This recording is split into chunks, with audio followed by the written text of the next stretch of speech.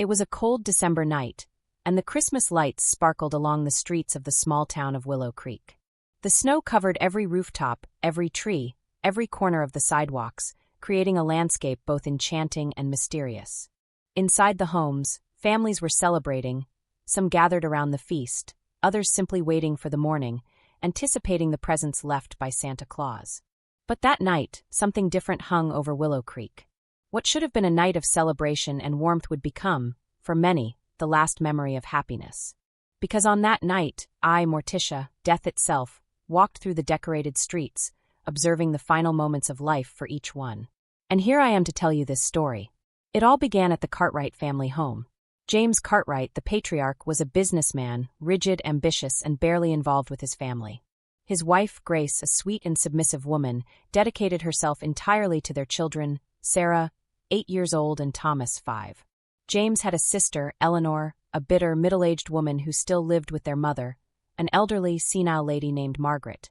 Eleanor had never gotten over the difficult childhood she had with James, who had always been their mother's favorite.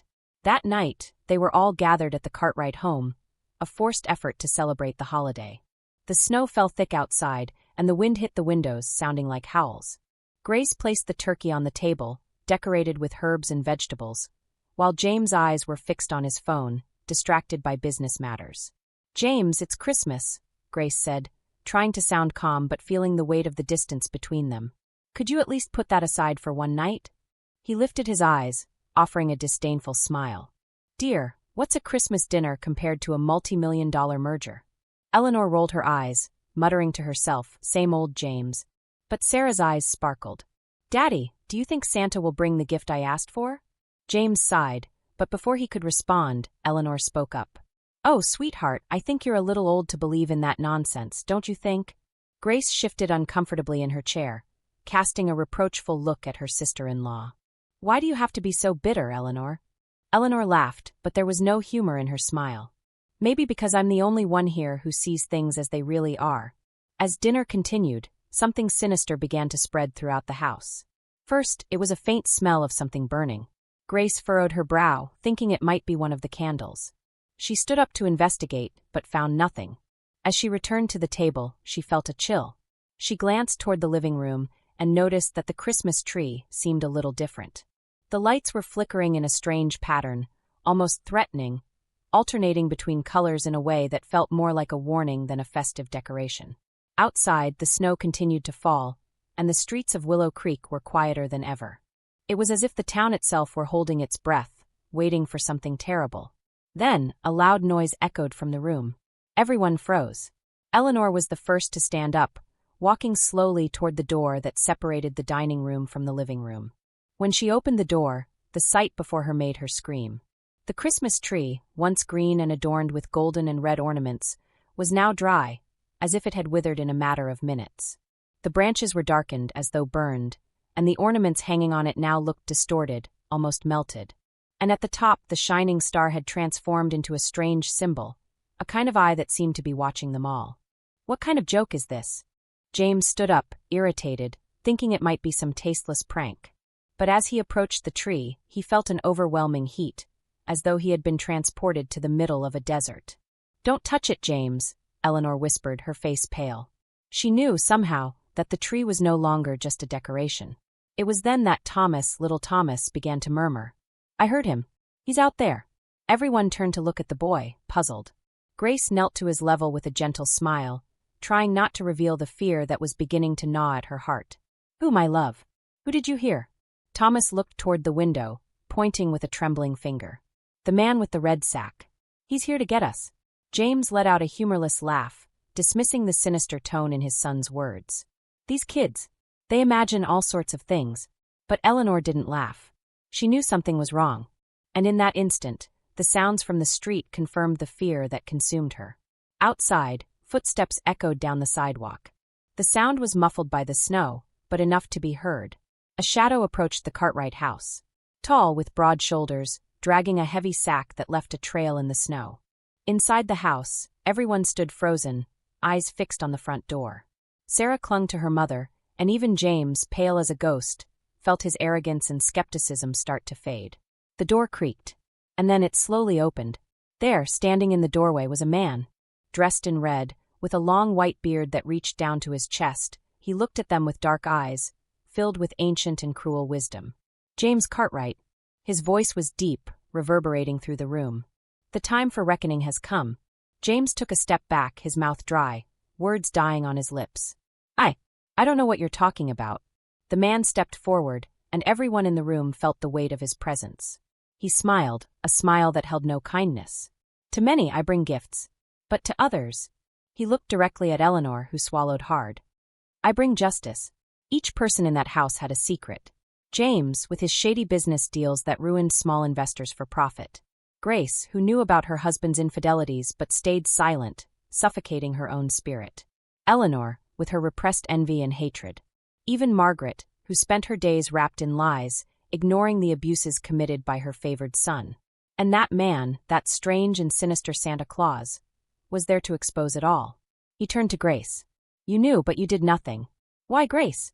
Grace felt tears welling up in her eyes. I was afraid. Fear doesn't justify omission, he answered coldly. Then he turned to Eleanor. And you, Eleanor? Why do you harbor so much hate in your heart? Eleanor shook her head, tears of rage streaming down her face. Because I was forgotten, ignored. I never had anything, while he always had everything. The man let out a low, cruel laugh. And what do you think you'll gain from this, Eleanor? What do you think hatred will bring you? She didn't answer, but the look in her eyes was pure pain. He turned to Margaret, the family matriarch, who had watched everything in silence. And you, Margaret? You spent your life feeding your son's illusions. And now look where he is. Margaret looked away, ashamed, but the man continued. This is your legacy. A family consumed by greed, bitterness, and selfishness. And it was at that moment that something strange happened. The strange Santa Claus, or whoever that figure dressed in red with dark eyes was, raised his hands. A biting cold swept through the room, and in the blink of an eye, all the Cartwrights were transported to what seemed to be a dark, empty hall. In the center, there was a table, covered with a dirty cloth and melted candles, casting distorted shadows on the walls. James recovered first, looking around in disbelief. What is this? Where are we? The figure, now appearing even taller and more menacing, stood beside the table. He slammed the sack onto the floor, and a muffled sound reverberated. The sack was made of thick fabric and seemed to move slightly, as if something or someone was inside. This place, the man said with a cold smile, is an extension of yourselves. A room where your sins come to life, where your masks fall, where everything is revealed. Grace hugged Sarah and Thomas, who were crying in fear. Please, she pleaded, my children, they are not to blame. The man let out a dry laugh. Ah, Grace, but it's your example they will carry. Don't you see that a mother's silence is also a sentence? They will follow in their parents' footsteps. Sins pass from generation to generation. The man approached James, who recoiled, his face as pale as snow. James, you've always seen yourself as the center of the universe, haven't you? Everything around you was a means to an end, success, wealth, power. But at what cost? How many were left behind? How many were destroyed by your boundless ambition? James tried to justify himself. I did what I had to do to survive, to give my family a better life. The man shook his head, disappointed. A better life? Or was it a better life only for you? The luxuries you bought, the lies you told to elevate yourself, leaving others behind. There is no justice in your idea of success. Suddenly, a series of images began to appear on the dark wall. They showed moments from James's life, a promising young man full of dreams, but who slowly allowed greed to consume him. In the first image, he was an ambitious intern, cheating to get a promotion. In the second, he was in a meeting, convincing colleagues to invest in a fraudulent idea. Each scene was a part of a climb into corruption, and James's gaze grew more desperate as he relived it all. Do you see, James? This is the legacy you leave.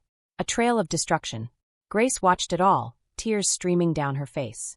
She knew her husband wasn't perfect, but seeing the full extent of his actions laid bare filled her with a mix of horror and compassion. But before she could say anything, the man stared at her. Ah, Grace, always submissive, always in the background. But what justifies your passivity? How many times did you allow your children to be exposed to the poison of this house, without ever raising your voice? Grace tried to speak, but her voice came out as a trembling whisper. I thought keeping the peace was the best thing I could do. But peace, Grace, cannot be built on lies and silence. You allowed the darkness to grow under your roof, afraid to face the truth. And now it consumes your children. Those words hit her hard. Grace realized that her apathy had helped create an unhappy home, a place where true love had been suffocated by fear and omission. Eleanor, who had been watching everything with a fixed, resentful gaze, finally spoke up. And what about me? What's wrong with feeling anger after everything I've been through? I had nothing. I was always relegated to second place, while James was the favored son, the successful one. Where is the justice in that? The man moved closer to her, and Eleanor felt a terrible cold, as if all the bitterness inside her was crystallizing into ice. He looked at her with a stern expression. Anger is one thing, Eleanor, but you allowed envy to take over. You spent so much time hating that you didn't see the harm you were doing to yourself and others. You became a prisoner of your own resentment. More images appeared on the walls, this time of Eleanor in her youth, her hugging her mother in a moment of pain, but being pushed aside because of James's favoritism. She remembered the times she overheard whispers of disapproval, disapproving glances from the family, always focused on her. She clenched her fists, tears streaming down her face. I just wanted to be seen, loved. The man looked at her with something that almost seemed like compassion. But love cannot be won through hatred. And by choosing the path of bitterness, you condemned yourself to a life of shadows. Margaret, the matriarch of the family, was trembling. Her gaze, once proud and full of confidence, now seemed empty, as if it had been sucked out. The man in red turned to her. And what about you, Margaret? You created this family, but you nourished it with false hopes and illusions. You ignored what was happening right under your nose, and chose to blind yourself to what didn't suit you. Margaret shook her head weakly. I didn't know. He raised an eyebrow, incredulous. Didn't know? Or did you choose not to see? Because of your favoritism, you created a home where love was unequal, where your own children tore each other apart. And now look at them. This is your legacy, Margaret. The woman collapsed to her knees, sobbing. She had always thought she was doing the best she could, but now, too late, she realized her choices had left deep wounds.